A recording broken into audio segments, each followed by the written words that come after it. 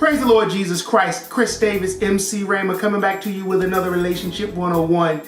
And today is kind of one of these weird ones. I would say, am I restricting you or protecting you? We're going to go back to Genesis again in the first relationship between Adam and Eve. God had given specific instructions. He said, yo, check this out. You can eat anything but off of this one tree. Don't eat the fruit of this one tree. Now, was he restricting them or protecting them? If you listen to the serpent or the enemy's account, he painted the picture that God was restricting them. However, God in his infinite wisdom was protecting them. Because up until that point, Adam and Eve did not know how to die. They didn't have any knowledge of evil. So you can't do something you don't have knowledge of. So God wasn't restricting, he was protecting. Parents do the same thing to their children. Don't let your child watch and see certain things because you don't want that planted in them, so they then want to try something that will harm them. It's not restricting, it's protecting. Now, how do you deal with that? You give instruction, and you explain why you give instruction. See, a lot of times the enemy can come in and have a conversation, but if you have instructions and you heed those instructions, you will save yourself from destruction. God gave instructions.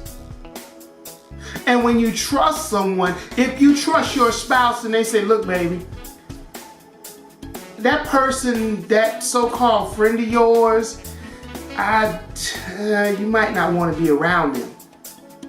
That coworker that seems to be so nice, brothers, that girl who's so nice and and all that stuff, and your wife's like, baby, now, you don't want to be around her. She's not restricting, she's protecting. Ladies, when your husband says, that dude who you say is your friend and all of this, he's not restricting, he's protecting, because a lot of times when you get in a vulnerable place is when the enemy strikes. You're going through issues in your relationship, and all of a sudden that friend becomes a source of sin in your walk with God and with your mate. There's so many relationships that have been broken up over infidelity or cheating, adultery, whatever you want to call it, simply because of a so-called friend or work associate who the spouse had warned them. And well, I'm grown. Why? You're just trying to restrict me. No, I'm trying to protect you.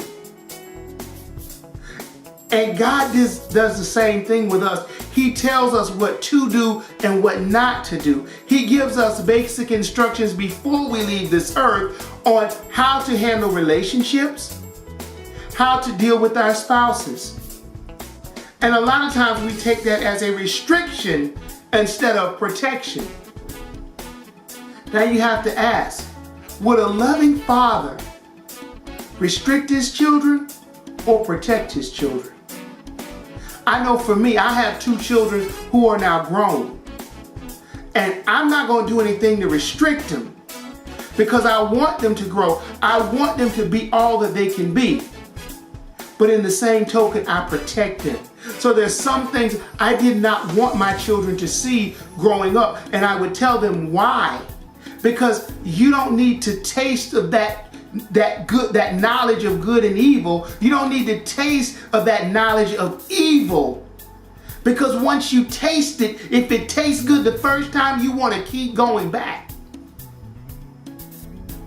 So the next time God, your spouse, or someone who loves and cares for you gives you specific instructions, don't talk to strangers, don't do this, don't do that, you have to ask yourself this: are they restricting you, or are they trying to protect you from something that you just don't see at this moment?